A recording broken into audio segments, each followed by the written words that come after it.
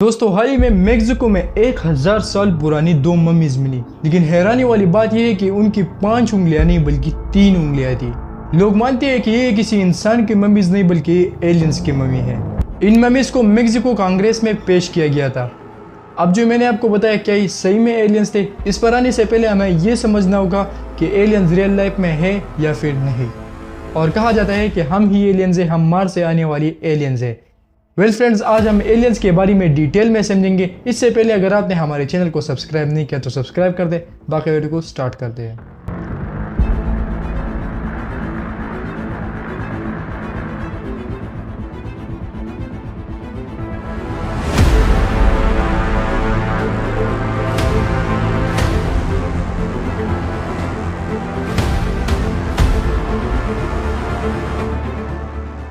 दोस्तों एलियंस का नाम सुनते ही हमारे दिमाग में अजीब व गरीब इमेज आते हैं।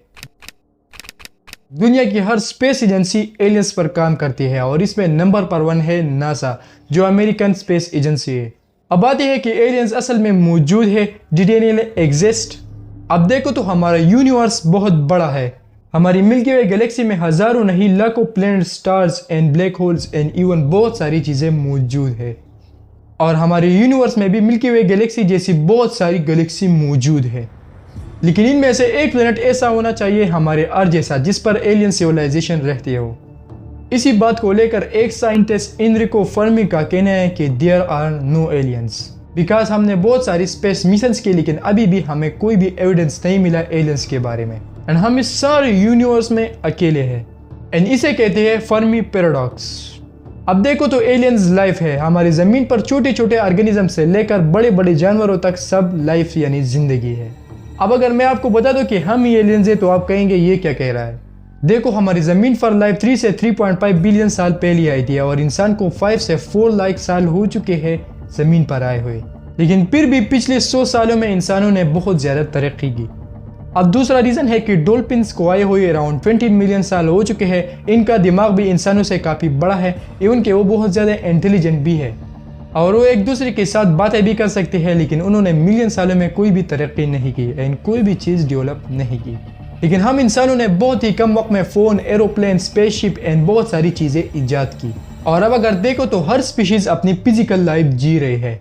जैसा कि परिंदा है तो वो उड़ सकता है, फिश है तो वो पानी के बगैर सांस नहीं लग सकता, एंड इवन बहुत सारी माइक्रो ऑर्गेनिज्म एंड जानवरों के बहुत सारे ढेर एग्जांपल लीजिए। लेकिन हम इंसान परिंदे की तरह उड़ नहीं सकते, लेकिन हम एरोप्लेन एंड जेट प्लेन की मदद से हम हवा में उड़ सकते हैं। फिश की तरह पानी में तैर नहीं सकते, लेकिन हमने सबमरीन्स बनाए हैं। अब दोस्तों एलियंस 3 तरह के हो सकते हैं।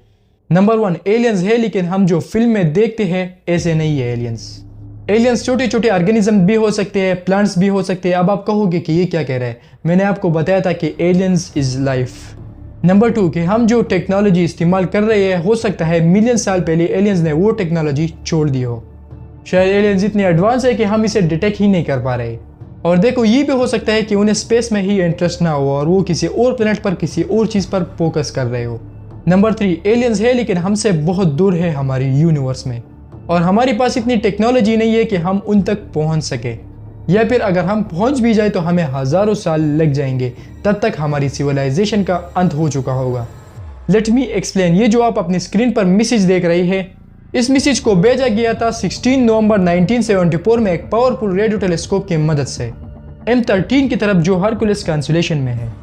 लेकिन M13 हमसे 21,000 लाइट्स ईयर दूर है। अगर हम लाइट ऑफ स्पीड की तेजी से भी ट्रेवल करेंगे तो हमें 21,000 साल लग जाएंगे। मान लो उन तक मैसेज पहुंच भी गया और उन्होंने रिप्लाई भी किया तो इस प्रोसेस में 42,000 साल लग जाएंगे। तो क्या हमारी सिविलाइजेशन इतने वक्त तक जिंदा रहेगी?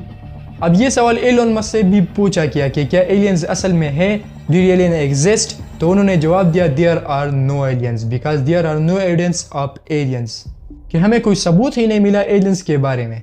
यहाँ पर नासा ने और दुनिया के और स्पेस एजेंसीज ने स्पेस मिशन किए, लेकिन हमें एलियंस के बारे में कोई भी सबूत नहीं मिला। वाइजर 1 जो हमसे इतना दूर है कि हम इतनी डिस्टेंस में मून और अर्थ के बीच में जो डिस्टेंस है इतने हम 4000 चक्कर लगा सकते हैं, लेकिन फिर भी हमें कोई भी रिस्पॉन्स एंड मिस कॉल नहीं मिला एलियंस की तरफ से। 2015 में एक टेलीस्कोप की मदद से एक प्लेनेट ढूंढ लिया गया KB18b, जो हमसे 124 लाइट्स ईयर दूर है। 2019 में हबल टेलीस्कोप की मदद से जब हमने इस प्लेनेट पर रिसर्च की तो हमें पता चला कि इसका एटमॉस्फेयर मोस्टली हाइड्रोजन से बना है, यानी इसकी सरफेस पर बड़े बड़े ओशन मौजूद है। ओशन का मौजूद होना यानी लाइफ का मौजूद होना। अभी मैं लाइफ की तरफ इशारा कर रहा हूँ तो आप सोचते होंगे कि इस पर एलियंस होंगे। दोस्तों, अगर इस प्लेनेट्स पर एलियंस भी है तो हमें हजारों साल लग जाएंगे इस तक पहुंचने में, और फिर भी अगर हमें ऐसी मशीन बना ले जो लाइट ऑफ स्पीड की तेजी से चल रही हो तो हमें 124 साल लग जाएंगे इस प्लेनेट तक पहुंचने में। लेकिन इस प्लेनेट पर हम एक मैसेज भेज सकते हैं, लेकिन यहाँ पर हमें बहुत सारा टाइम लग जाएगा।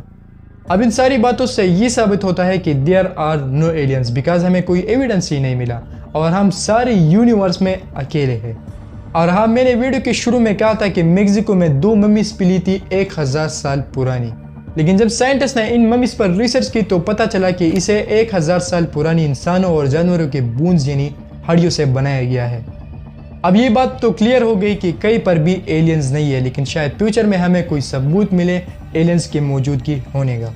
28 सितंबर 2017 को Amazon.com पर एक किताब पब्लिश हुई जिसका नाम था ह्यूमंस आर नॉट फ्रॉम अर्थ, और इसे लिखा था डॉक्टर इलियस सिल्वर ने।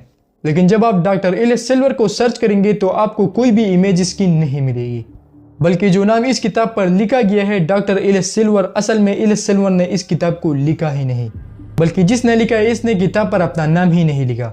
अब आप कहोगे कि इस किताब में है क्या, तो इस किताब में बहुत ही अजीब व गरीब बातें कही गई है, जैसे कि इंसान अर्थ पर नहीं बल्कि मार्स पर पैदा होने वाला जीव है।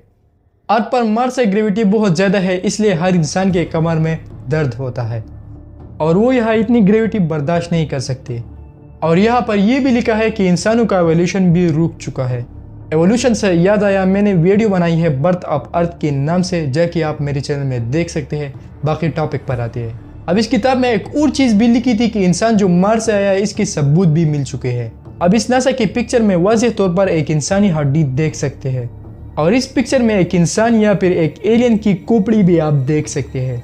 लेकिन वेट, क्या ये सारी बातें सच है? इसे साइंस क्या जवाब देती है, आइए देखते हैं। पहले तो नासा ने जो पिक्चर ली थी रोवर्स की मदद से, इसमें जो हड्डी दिख रही है ये सिर्फ और सिर्फ पत्थर के अलावा कुछ नहीं है, जो कई सौ सालों में रेत की तेज हवाओं से बना है। और ऐसी सेम चीज इस पिक्चर में जो खोपड़ी दिख रही है इसको भी रेत की तेज हवाओं ने बनाया है। अब इसने ये भी कहा है कि इंसान मार्स से आया हुआ एलियंस है, तभी तो इसकी कमर में दर्द होता है ग्रेविटी की ज्यादा होने से। तो इस बंदे को मैं बता दूं कि हर इंसान की कमर में दर्द नहीं होता, बल्कि वक्त के साथ साथ जब बंदा कमजोर होता है तो तभी दर्द होता है।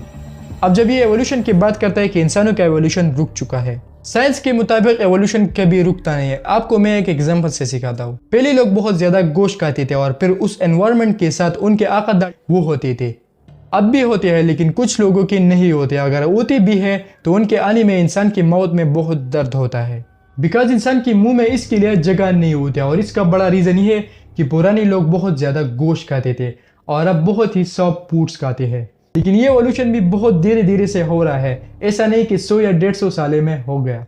जैसे कि एक इंसान अपनी उम्र की तब्दीली में कुछ भी महसूस नहीं कर सकता, ऐसा ये एवोल्यूशन है इंसानों का। ये एवोल्यूशन सिर्फ इंसानों में नहीं बल्कि हर लिविंग ऑर्गेनिज्म में होता है। और इस बुक में एक और बात लिखी गई है कि जब मार्स की हालत बिगड़ती गई तो इससे एक टुकड़ा जमीन पर आया और इसने अपने साथ कुछ जिंदगी के एलिमेंट्स लाई मार्स के, और वो फिर दुनिया में फैल गए और फिर धीरे धीरे इंसान का जन्म हुआ। और इंसान 30% ऑफ एलियन है, इसी वजह से ये बहुत ज़्यादा इंटेलिजेंट है। पहले तो साइंस इसको जवाब देती है कि इंसान मार्स पर नहीं बल्कि अर्थ पर पैदा हुआ और अर्थ पर इसका एवोल्यूशन शुरू हुआ। अगर मार्स से अर्थ पर एक टुकड़ा आ भी गया तो इस पर जिंदगी आ ही नहीं सकती, बिकॉज इस टुकड़े को मार्स और अर्थ के ऑर्बिट से निकलकर बहुत ज़्यादा हीट का सामना करना पड़ेगा, और इतनी हीट में लिविंग ऑर्गेनिज्म का बचना इम्पॉसिबल है। वेल फ्रेंड, आज की वीडियो में हमें मालूम हुआ कि हम अकेले हैं इस यूनिवर्स में, न कि एलियंस है, लेकिन शायद मिल जाए हमें फ्यूचर में।